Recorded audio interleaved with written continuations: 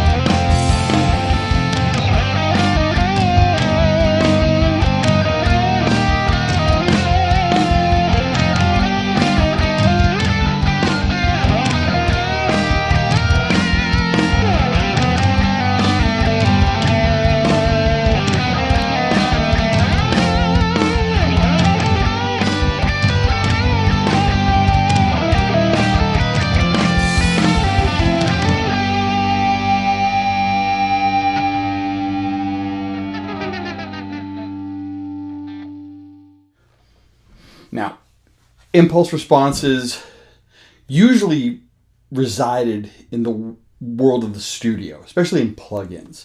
But they quickly moved over to practical live rigs, and they were really bringing great sounding amp and cabinet emulations to a whole new world. And Boss now has their IR-200. It's a dedicated impulse response unit, and on its own, it's quite impressive. And as part of an existing rig, it's kind of amazing. Now, what this does is it emulates amp and speaker cabinets. Now, there's no effects per se other than an ambience function. It's not really kind of like a reverb. It's kind of more like a room, just capturing a room sound, a very nice, natural room sound. And this is not a stomp box, so don't go trying to plug it into the front end of your Fender Hot Rod Deluxe or anything like that. It's not meant for that situation whatsoever. If you like this channel, please hit the subscribe button, and the bell icon will let you know when I put up a new video. And if you like this video, click the thumbs up button, and if you want to share it, well, there's a button for that as well. Now, this video is by no means a complete how-to thing for this device. It's just a quick overview and not meant to deep dive into every facet and nuance that this offers. And there's a lot it does offer. Now, this shares the same size as the other Boss 200 series with 2 Footswitches. It's not that much bigger than typical single function stomp boxes. Large display screen is there, and it's very easy to navigate. There are 8 familiar guitar amps inside, as well as 8 cabinets. Each of the cabs has the option of 6 different microphone types, and there are 2 distance options on the microphones. Basses, you're not forgotten either. There are 3 bass amp types and 4 speaker cabinets meant to use with bass guitar. Again, with 6 microphone options, as well as the short or long mic positioning configurations. Boss did the design of 144 of these impulse responses, but they also include versions done by Celestion. And there also is an ability for you to add in your own impulse responses that you may have purchased or created on your own. The control section starts off with a series of knobs that run like an amp. Gain, level, bass, middle, and treble. For extra functionality, the amp cabinet ambience controls have push-pull functionality as well, and there's also some memory controls for extra parameter editing and getting around the inside software. The rear panel has inputs as well as TRS stereo effects loop, stereo outputs as well. There's also MIDI functionality with 2 1/8" MIDI connections, USB connectivity as well, and there's also some 1/8" aux inputs and a headphone jack. There's also a free software application that allows you to load in IRs, and I mentioned that before, and it covers that connectivity for that, as well as for any updates that may come down the line for this. And the USB, well, it also turns the IR-200 into a DAW interface device. Yeah. In stock mode, the switches work on a scroll up and scroll down method going through the presets. However, as it's digital, these foot switches can be assigned for other functions, such as engaging a solo or boost function or EQ. So you can really have this tweakability here where you can treat this like an amp itself, and this could be the basically turning your solo on or off on a certain amp sound, which is kind of cool. For additional options, you can connect a foot switch such as the Boss FS5U or the FS6 or the FS7, and you could very easily assign the functions to one of those external pedals if you'd like to have that functionality there, and just still have the ability to scroll up and down with these functions as well. For players that want more in-between options, you could also connect an expression pedal instead of the foot switch, and you could get full foot control, allowing things like gain or volume levels to be assigned for it, and it really gives some really tactile and real-time response when you're working with that. It's kind of cool. It's almost like having a volume pedal in line with what you would normally have with your amp, but it's not in line. It's not sucking any tones, so it's kind of cool to have that there. But right out of the box and scrolling through the presets, this is shockingly good. Even before parameter diving and tweaking. Personally, there's some great guitar sounds in here. There's classic Marshall, there's classic cleans, there's high gain stuff. But one of the ones I love for guitar is always the sound of a Vox amp. And I love the sound of a Vox AC30 paired with a closed back 4x12 cabinet. And dialing that combination was super easy with this device, just simply dialing up their version of a Vox and a closed back 412 cabinet, and the result was what I remembered about having that real amp sound back in the day. And it's got that great beloved top end chime and that defined bass response that you get from a combination like that. It's essentially, this really makes this the perfect DI with classic and modern options as well. So if you're looking to try to capture some in-between stuff, it's not a big deal as well. Bass players, this is something that you're going to want to take a peek at, because for having all those different options, again, at your feet, it's a no-brainer. If you want to go classic and capture the sound of an SVT, but you want to do 2x15 and not an 8x10, well, that's great. You can do that and have all the adjustability without having to haul all those cabs around. And if you all of a sudden decide, well, you're playing a track and you want to do something a little different, you can do it very quickly, very easily on the fly.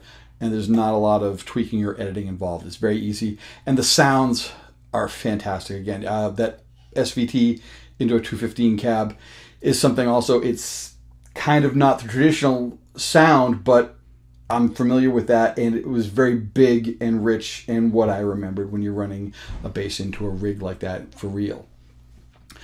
This is a stereo unit, so it means you can actually have two different types of cabinets and blend and get the benefits of open and closed back cabinets for even additional options. There's also some EQ sections that are placed after the cabinets in the signal chain, and you can really nail down some really great sounds with that. And they're also parametric, or you can choose them to be graphical EQs. So if you're used to using a graphic EQ just visually and making that happen, no problem. But if you maybe spent a lot of time in a studio and you're really trying to nail a certain frequency at a certain level, a parametric EQ can also be quite powerful if you're very familiar with that. For players that maybe want to kind of sectionalize this, you can disengage the speaker cabinets if you'd like and just have the amp emulation running. And it makes sense in the studio where maybe you're doing a session and the producer wants to add IRs later. Maybe he's got some other ones that he would want to use or he wants to play with. Well, that's fine. The ones in here are great, but if somebody wants to do it, that option is there. And the amp section can also be bypassed, so you can just run the cab section. Maybe you've got one of like the Origin Effects preamps you want to run in front of it. That's a great option to do that as well, and you can really dial in the sound of the preamp you really like and just still have the wonderful cab sounds in there. And it really makes it easy for any situation that presents itself.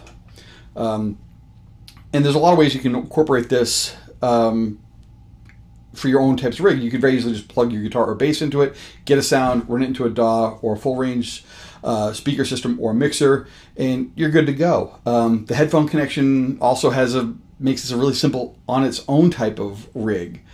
So it makes sense at that level. But if you put this on a pedal board and actually treat this as an amp and maybe run your pedal board into a full range system or into a mixing board, well, You can use the effects loop to run all of your time-based effects like reverb, delays, and modulations in the effects loop, and you get all that nice clean processing of where the effects sit in the mix, and you just send this right out to the board. You treat this just like an amp, but you don't have to haul an amp around, which is really great.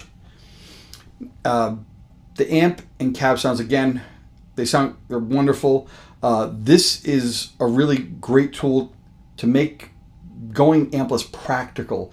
And again, this could very easily pair on an existing pedal board for like a fly rig. And maybe that's for the type of player that has invested a lot of money in analog pedals and some other sounds that they've really nailed, or some boutique pedals that really don't translate well to a multi-effects unit. Well, this kind of gives you that amp sim of the multi-effects unit type of thing, but you can still play around with your boutique or your very unique effects that just sit on their own and no one's ever been able to write the algorithm and pop it into an effects unit. So it makes a lot of sense, especially if you invested a lot of money in those effects to begin with. This could very easily be just a dedicated guitar bass DI unit, especially if you're in a studio situation. I would suggest any studio that wants to have a ton of amp sounds very easily without having to scroll through presets on a plugin and sit there and go through it, because that's always I always find a pain in the neck. It's great if you have a player, let the player sit down with this and work it out, because the knobs function just like a typical stomp box. It's very easy to navigate. You can find the sounds you want, get them dialed in and good to go. Not scrolling through pull down menus on a plug-in and trying to find out what certain, some company will use a different term for an amp. They won't call it a Marshall, they'll call it British, or they won't call a Vox amp a Vox amp. They'll call it maybe like Liverpool or something like that. And sometimes players or producers sometimes can't equate those sounds to what players have in their heads, and and when you just dial in, what a JC120 sound is. That's perfect. You want an SVT sound, it's in there as well too. And it's very easy to work with that rather than trying to scroll through something on a computer screen. And also, if you're using this on your own, you're not sucking power from plugins on your DAW. So that's also another bonus to check out. And also for players that have got pedal boards that have gotten really, really big, and you have a bunch of different drive pedals, maybe you've got a bunch of amp in the box pedals. Well, if you use this, you have all the amps in the box, so you really don't need the amp in a box pedals. You have all the amps right here, which makes life a heck of a lot easier, and it can also streamline your pedal board as well. I've been using this device for pretty much every video since late October, with the exception of the last video. I know the last video was episode 49. I used a different piece of gear, but the functionality that I've found through doing all those videos for guitar and bass is excellent. The sounds are fantastic. The high gain sounds, of course, sound great, but I really found getting the in-between sounds of clean and the drive are certainly fantastic, and they're very difficult sometimes to nail in the digital realm. It's tough to get that kind of natural vibe going out of a digital piece, and this really does it quite well all around the block. I didn't really run into any barriers or roadblocks in using this device as far as trying to find, if I was trying to search for something, I wasn't trying to find a workaround or some other hack to make up for any faults or idiosyncrasies in it. It just dialed in, made it work. That's the best part. It's the best piece of gear you could probably ever buy in the tall order, but there's a lot of great pieces of gear that don't have that simple functionality of getting it to work right the first time. This is a $399 street price in the US. It's kind of hard to beat. It's a great price for an IR device that also acts as a DAW interface, which isn't an option in other similar competing devices at this price. So if you're in the market for an amp and cab simulation unit, this should be looked at first. It's got a lot going for it. Pros and cons, this is just overall great. Wonderful amp and cab sounds. The selection impulse responses are wonderful in there. The effects loop, the ability to turn your pedal board into a true fly rig without having to buy a new piece of gear or some multi-effects unit that you have to compromise or figure out how to make it work with your rig. Wonderful at that level. Cons, absolutely none. So this is really kind of a great piece of gear for guitar player, bass player, you got a studio, this is something well worth checking out. Let me know if you have any questions about this and leave them in the space below. I will try to answer them for you as we go along. And as always, thanks for watching, and I'll see you soon. Take care.